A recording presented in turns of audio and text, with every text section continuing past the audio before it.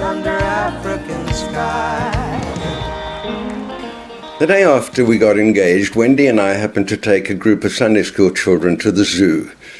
I hope the children enjoyed the zoo, but we didn't. There was a fish eagle there, admittedly in an enormous cage, but he was sitting on the ground, dirty, dishevelled and depressed. And then a leopard walking up and down in his bare cage, no bigger than a normal lounge dining room, looking wistfully over our heads at the Magaliesberg Hills. And we could see that he had worn the concrete bare from his constant walking up and down. And I thought of the verse in Romans 8, the whole creation groans as in the pains of childbirth, waiting to be liberated from its bondage and frustration. And we decided there and then that we would never visit a zoo again. And 53 years later, we never have. We decided we would rather search for days to find one leopard wild and free than see one in a cage. And you can drive for many days to find a leopard.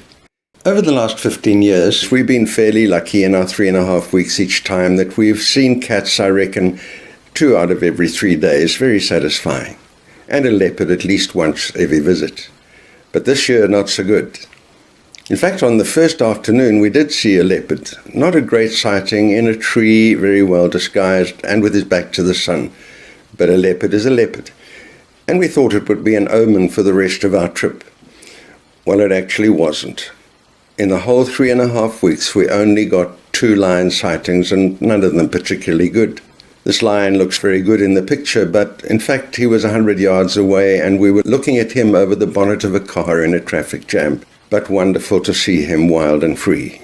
Then we had to wait to the very last day of our holiday for another lion sighting, again in a bit of a traffic jam, but we managed to find a spot looking through the bushes, down into the riverbed, and there were 3 male lions, looking very pleased with themselves.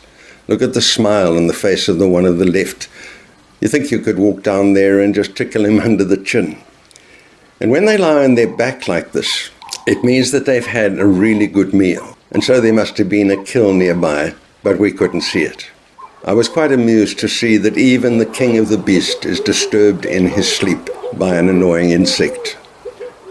Now, we did get one other very good cat sighting, and I'll come back to that in a few minutes. But if you're not seeing big game, then you really have to enjoy the little ones. The little predators, like this black striped lizard who wasn't the least bit afraid of the camera. And then this little lagoma. I don't know if it was because she was young or because it's a female, but no color at all. Not like this great big male in his outrageous colors, all claws and spikes. We can be grateful that he's not the size of a rhinoceros. D.H. Lawrence's poem begins, "A snake came to my water trough." Well, one literally did, right in the middle of the caravan park, and everyone was gathering around and saying, be careful, it's a boomslang."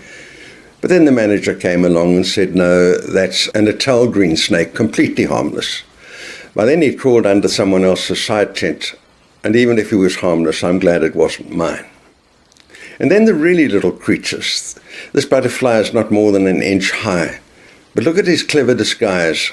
On the back of his wings, he's got a pair of false feelers and 2 false eyes to deceive a predator into thinking he's bigger than he is. And this tiny moth sitting on my finger, no bigger than my thumbnail. But look at the intricacy of the design on his wings, and look at the beautiful sheen of the colors.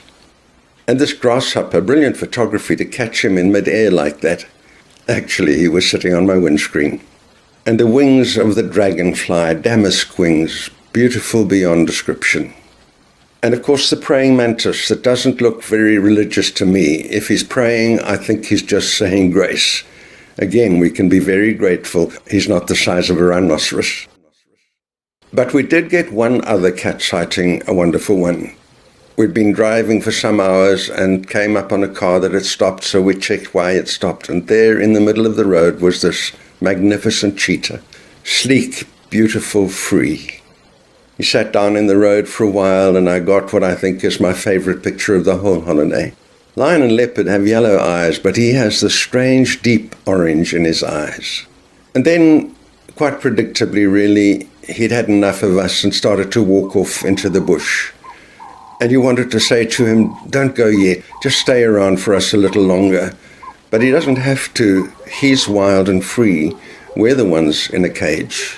And off he goes into his natural habitat.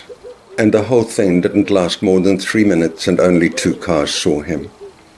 And our last view of him was in the distance, standing with his front legs on a stone, surveying his territory, imperious and free. And I thought of the verse in Romans 8. The creation will be liberated from its bondage and brought into the glorious liberty of the children of God.